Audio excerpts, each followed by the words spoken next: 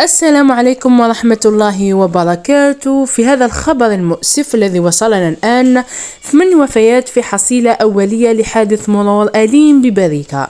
لقي 8 أشخاص حتفهم من عائلة واحدة مساء يوم الجمعة في حادث أليم ببلدية بطام دائرة بريكة ولاية باتنا.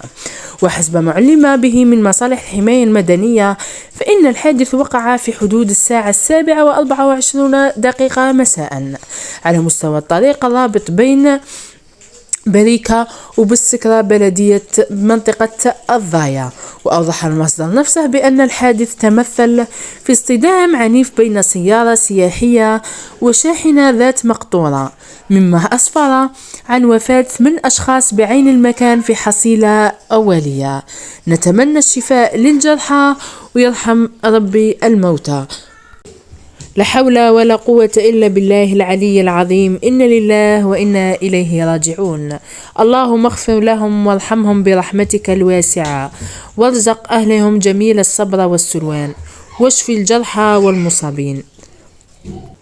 بالنسبة للمشتركين الجدد، نتمنى أنكم تشتركوا في القناة وتفعلوا الجرس باش يوصلكم كل جديد، وما تنسوش تحطوا لي جيم على الفيديو.